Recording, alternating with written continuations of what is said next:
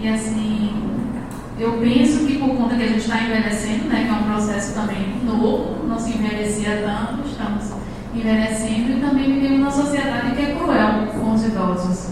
Então, assim, num mundo tão acelerado, né, os idosos têm um ritmo próprio, né, e estão sofrendo por exclusão da família, porque não conseguem acompanhar o ritmo dos outros, não se sentem incluídos, né, na participação familiar. Então, eu vejo com muita preocupação nessa coisa do idoso, até porque com essa perspectiva que a gente tem de envelhecer cada vez mais, né? Crescendo a expectativa de vida. O que você vê dessa questão? É verdade. Por conta dessa cultura materialista, consumista e hedonista, né, o idoso quase sempre é considerado alguém sem importância, né? E a gente está vendo isso de uma maneira mais contundente, né? Além da população estar envelhecendo, então o número de idosos tem aumentado, né? Mais, então os casos de suicídio também, né? Por conta também desse aumento populacional. E às vezes o suicídio em idosos aparece às vezes camuflado, né?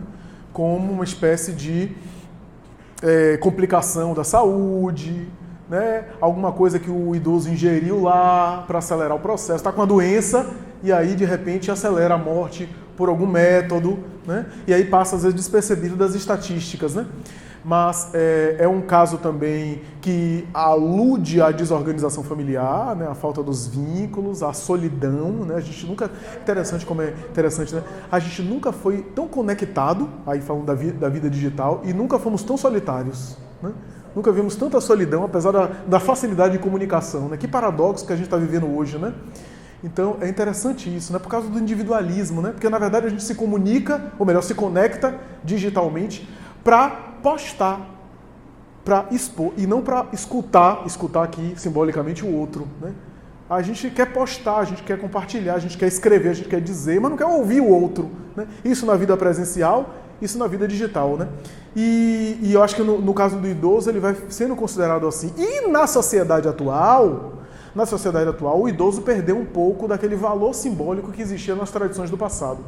O idoso sempre era associado à pessoa sábia, à pessoa de sabedoria. Mas com essa velocidade, a gente está vendo, às vezes, jovens com um know-how muito grande que o idoso não tem. Então, nem aquela função que havia no passado da pessoa que é mais experiente, que tem mais sabedoria, necessariamente o idoso tem, né? E aí, tem esse fator agravante aí, mas sobretudo em relação a questões de saúde e questões familiares de solidão. Né? Alguém que experimenta uma viuvez, por exemplo, né? Às vezes é algo muito difícil para a pessoa. Viver um casamento de 40 anos, né? Então uma solidão, sintomas de depressão, né? E no caso do idoso, ele tem uma certa autonomia que precisa ser respeitada, porque ele tem limitação física, mas não é criança. A criança, a depender da idade, a gente impõe. O idoso a gente não pode impor de maneira absoluta, né? A não ser que ele esteja acamado e a gente decide por ele, né? Então, isso torna a situação ainda mais difícil, né? Agora, eu gostaria de falar o seguinte, uma coisa importante que eu gostaria de dizer é o seguinte: todos nós conhecemos ou temos familiares que se suicidaram. Todos nós. Eu gostaria de dizer uma coisa que espiritualmente, a espiritualidade tem me falou em mediúnica, e eu tenho tentado falar toda vez que eu toco no tema. Eu quase estava esquecendo aqui, por isso que eu fiz, não sei se vocês perceberam no final aqui do segundo bloco, para concluir, eu fiz uma volta aqui, porque eu estava tentando lembrar, e agora me veio, né? O canal é sujo, mas a espiritualidade insistiu.